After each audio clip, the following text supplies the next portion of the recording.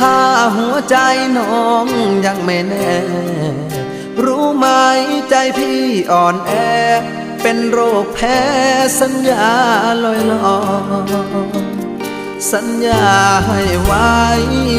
กี่ครั้งก็พังบ่อยๆพี่หรืออุตส่าห์หลงคอยหน้าใจน้อยคอยเธอทุกที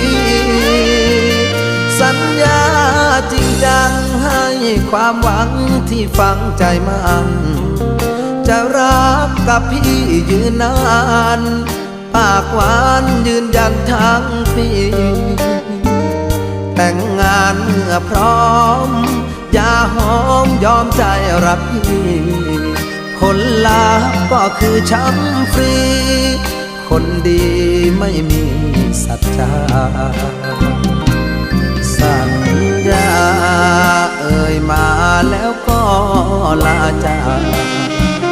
เหลือไว้เพียงซากกาบคำหวานบั่นทอนชีวาเห็นเธอดีจากแทบไม่อยา